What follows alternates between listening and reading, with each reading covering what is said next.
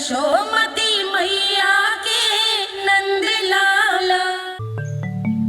हे नारायण, आज मेरी प्रजा और मेरा लल्ला दोनों ही गहरे संकट से घिर गए। आपको मेरी सहायता करनी होगी।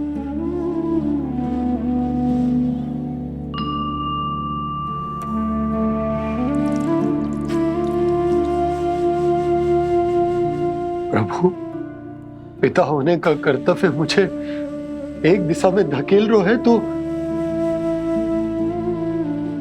राजा होने का उत्तरदायित्व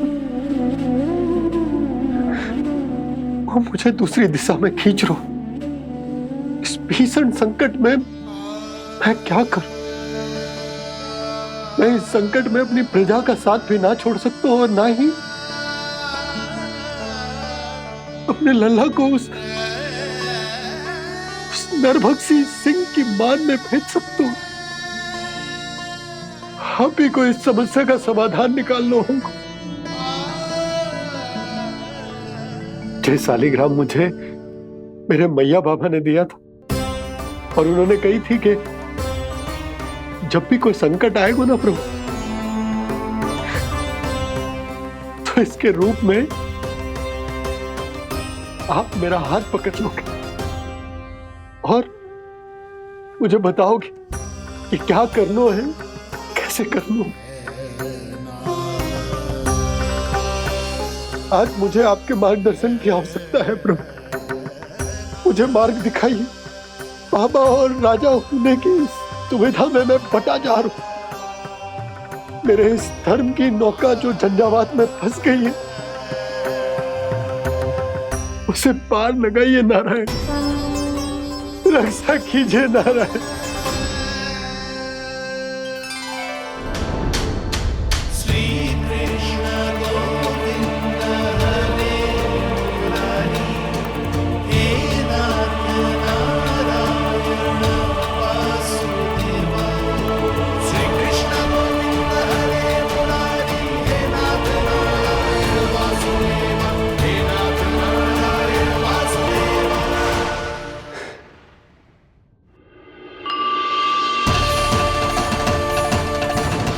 शालिग्राम यहीं तो रखा था मैंने। कहाँ गिर गया? कहाँ चला गया? मैंने तो यहीं रखो था।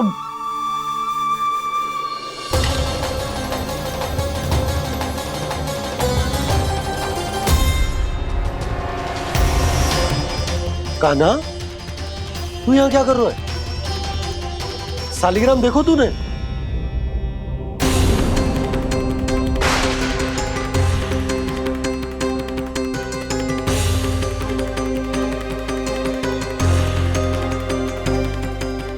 तेरे मुंह में क्या है? कान्हा, कहीं तूने शालिग्राम मुंह में तो ना ले लियो? हे नारायण, क्षमा करना, अबोध बालक। जी क्या करो कान्हा तूने? बाहर निकाल शालिग्राम। लल्ला, जी अनुचित है। यदि वो तेरे कंठ में चला जाएगा तो तेरी सांस। लल्ला, ला बाहर निकाल।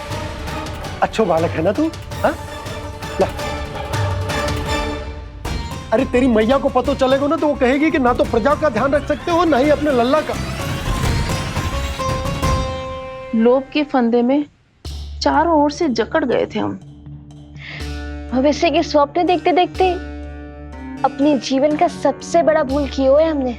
यशोदा और नंद भैया ने आप सबको समझाने का कितना प्रयास किया था, और यहाँ तक कि छोटे कान्हा ने भी हमें कितना समझाया, लेकिन हमने उस दुष्ट व्यापारी को अपना सारा वचन दे दिया।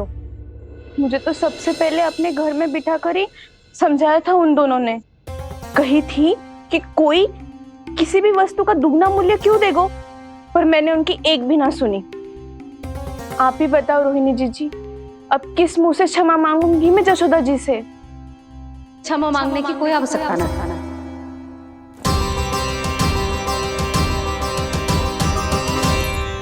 महत्वपूर्ण बात तो ये है कि तुम सबको अपनी भूल का आभास होगा और उसका पछतावा भी। पर अब तो बहुत देर हो गई है जसोदा जी, अब क्या होगा? जिस सुनहरे भविष्य के लिए हमने उस कपटी व्यापारी के सामने अपने नारायण के नाम का वचन दिया था, उसने वही भविष्य लेके राजा कंस के पांव के नीचे रख दियो है। संतुष्ट सुखी जीवन जी रहे थे हम। बछड़ों को उनके भाग का दूध मिलता था।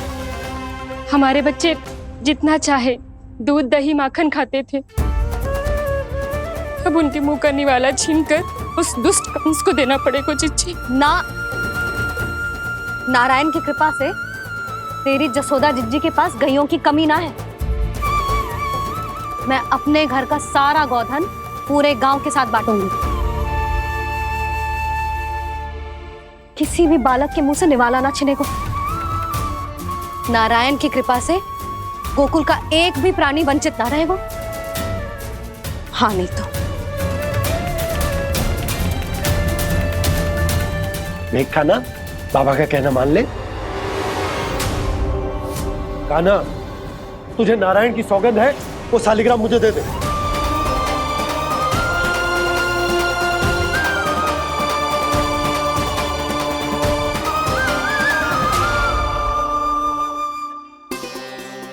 क्या करो लल्ला तूने? ऐसे भी कोई कर तो है क्या लल्ला? मैं पहले से ही तुझे लेकर कितना चिंतित हूं। अच्छा पता है तुझे? क्षमा करना प्रभु।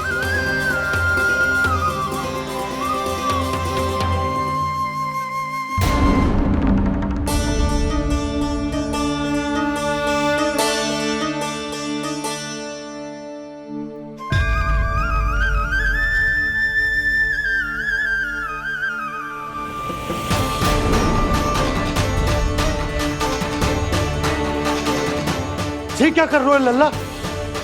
नारायण की मूर्ति कहाँ गई?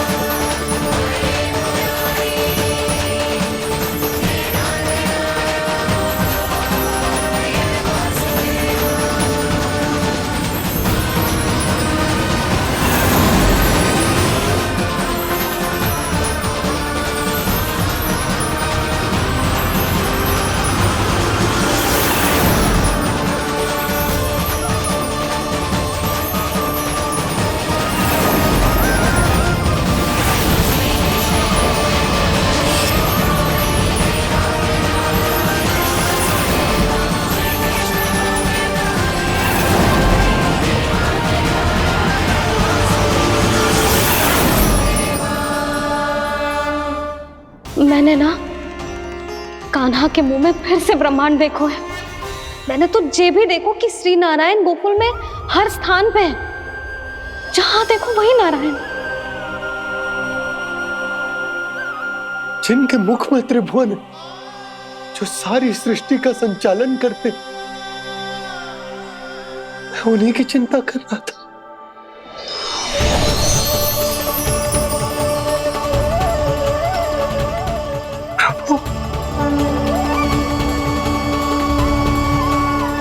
प्रभु, बाहर भी आप हैं और भीतर भी।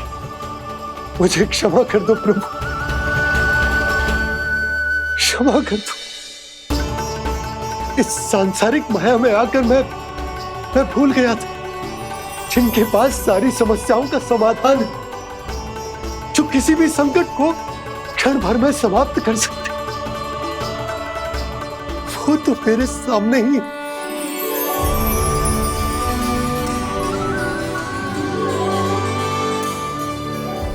समस्या कैसी भी क्यों ना हो, चिंता समाधान नहीं, बाधा होती है। इसलिए चिंता मत कीजिए बाबा। मैं तो सदैव ही कहता हूं, मनुष्य को कठिन से कठिन परिस्थिति में भी चिंता से दूर ही रहना चाहिए। यदि व्यक्ति अपना सारा ध्यान अपने कर्मों को पूरा करने पर लगाए, तो वो बड़े से बड़े संकट का सामना भी सहज ही कर सकता है। और वैसे भी मेरी पूजा वही करते हैं जिन्हें मेरे अस्तित्व पर विश्वास है। इसीलिए उन्हें भी ये विश्वास अवश्य रखना चाहिए कि मैं अपने भक्तों का साथ अवश्य देता हूं, सदैव, हर परिस्थिति में।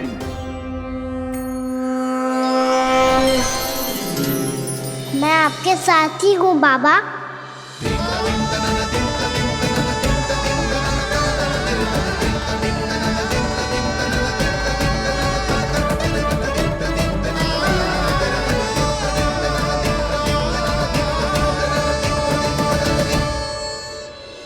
जीवन भर उसके साथ व्यापार करने को वचन दियो है, उसका क्या यशोदा?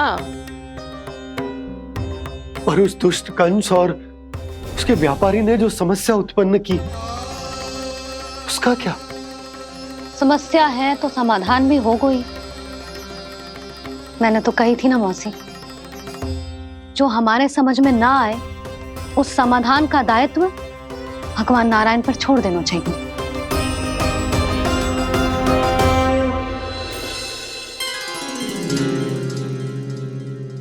ये देखो,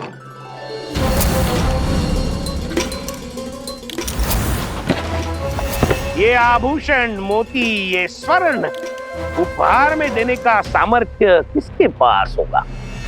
कंस महाराज, तुम देख लेना, मैं इस घर को महल बना दूंगा, सब झटक लूंगा। कान्हा, तुम तो अंतर्यामी हो, सब जानते हो। बताओ ना, कैसे मैं गोकुलवासियों की सहायता करूं? कोई उपाय सुझाओ। तुम्हारी ये रहस्यमयी मुस्कान बता रही है कि तुम्हारी लीला पहले से ही आरंभ हो चुकी है ना? अपने कर्मों का फल सभी को भोगना ही पड़ता है बाबा, चाहे वो अच्छा हो चाहे वो बुरा। तुम सभी चिंता मत करो। जो अन्य व्यक्तियों के साथ बुरा करते है ना, उसके साथ देर सवेर बुरा ही होता है। और जिस हाथ से उस षड्यंत्रकारी ने तुम सबका दूध दही माखन लियो है ना, जल जाएंगे वो हाथ, जल जाएंगे वो। दोनों पिता पुत्र का इसी से स्वागत करूंगा।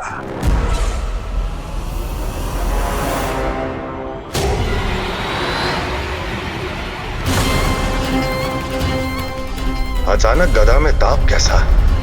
मेरे हाथ चल रहे हैं।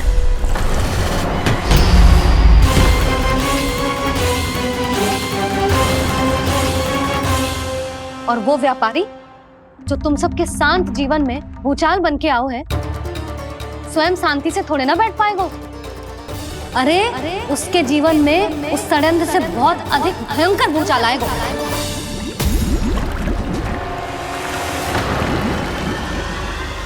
स्वामी, ये अपने आप कैसे उबलने लगा?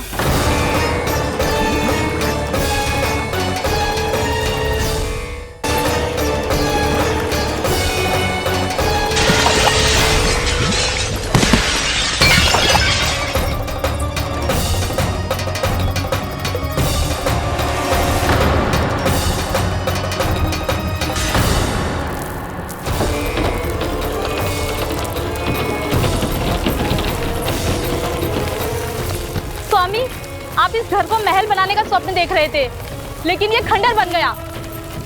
आप जिसके साथ मैत्री का संबंध स्थापित करके आए, वो कोई महान सम्राट नहीं, दुष्ट है। दुष्ट? उस व्यापारी ने दुष्ट कंस के साथ मिलकर भोले भाले गांव वालों का भोजन छीनो है ना, देखना उन दोनों के भोजन में कीड़े पड़ेंगे।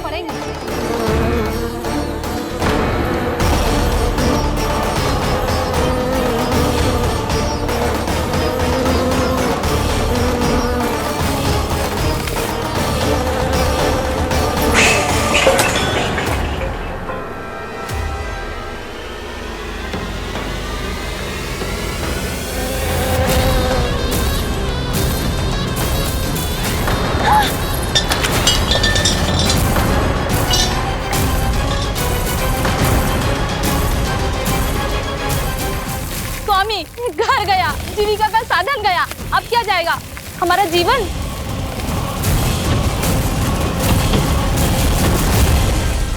महाराज कंस का उपहार, आभूषण वाला संदूक, उन दोनों ने मिलकर तुम सबका दूध दही माखन सच्चा धन छीनने का प्रयास करो, है ना? अब देखना, उन दोनों का धन, उनके आभूषण सब लोहे के बन जाएंगे, कंकड़ पत्थर हो जाएंगे सब, कंकड़ पत्थर हो जाएंगे सब। ऐसा ही होगा मैया।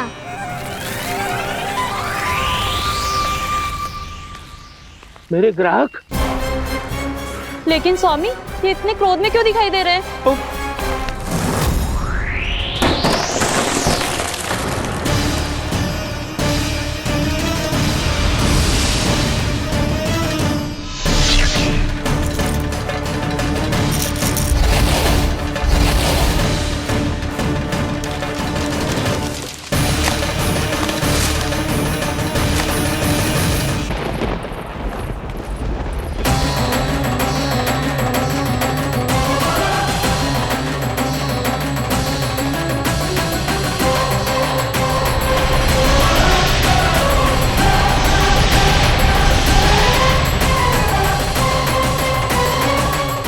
विष्णु, विष्णु ने किया है ये सब। कंस ने जो किया है उसका दंड वो अवश्य भोगेगा, उसका दंड वो अवश्य भोगेगा, दंड वो अवश्य भोगेगा। किसने कहा ये? किसने कहा ये? किसने कहा? मैंने पूछा किसने कहा ये? तुम जिसे ढूंढ रहे हो वो मैं हूँ, विष्णु अवतार। क्या चाहता है तू? तुम्हारे युद्ध मुझसे था कंस, और मेरे भोले भाले भक्तों को अपने जाल में फंसाकर तुमने सारी सीमाएं पार कर दी। अब जब तक तुम गोकुल के ग्वालों को अनुचित प्रकार के अत्याचार से मुक्त नहीं कर देते, तुम्हारा और अन्य सभी षड्यंत्रकारियों का सामर्थ्य, वैभव, बल सब कुछ नष्ट होता चली जाएगा, और तब तक अपने पूर्व रूप में वापस नहीं आएगा जब तक तुम उन निर्दोषों को जीवन यापन का अधिकार लौटा नहीं देते।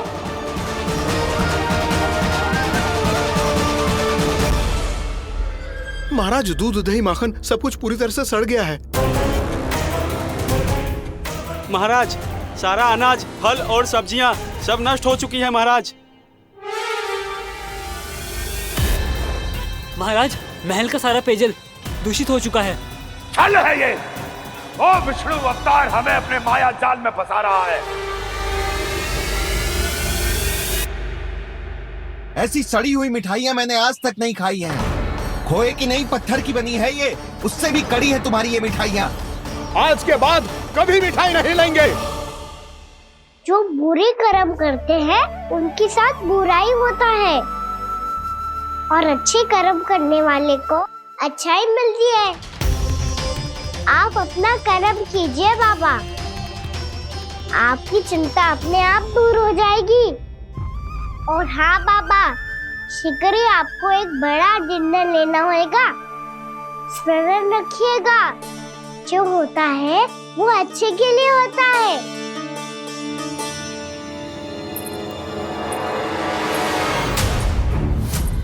बाबा, मैया आ रही है, क्या करूं?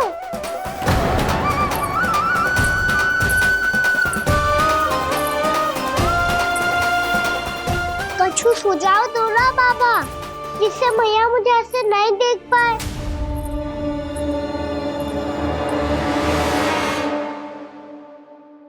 सुनो जी, आपने पुकार लगाई थी क्या?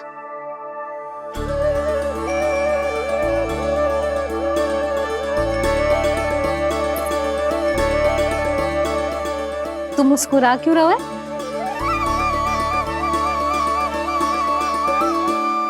और आप भी बदले बदले से दिख रहे हो। पूजा करके तनिक शांति मिली ना? शांति ही नहीं यशोदा, प्रभु नारायण ने मुझे समस्या को समाधान भी दे दिया। मैं बस अपना कर्म करूं। कल कंस से मिलने मथुरा जाऊंगा मैं। उस दुष्ट अत्याचारी से मिलने जाओगे आप? ना ना, मैं आपको उससे मिलने ना दूंगी। देखो ना आपने कैसे हमारे गांव वालों को फंसाओ है उसने। अवश्य ही आपको भी उसी उद्देश्य से बुला रहे हैं। आप मुस्कुरा रहे हैं प्रभु? कुछ देर पहले ही तो मैया सभी को मुझ पर अर्थात श्री नारायण पर विश्वास करने की सीख देकर आई है। अब देखो स्वयं भी चिंता करी है ये। चिंता मत ही करो यशोदा, मुझे श्री नारायण किसी भी जाल में ना फंसने देंगे। वो तो यही है हमारे साथ। यही है, इसका क्या अर्थ है जी? तुमने कही थी ना कि तुमने उन्हें हर जगह देखो, हमारे घर में, गोकुल में, तो इसीलिए तुम चिंता ना करो, मुझे अपना कर्तव्य करने दो। कल भोर होते ही मैं मथुरा निकल जाऊंगा।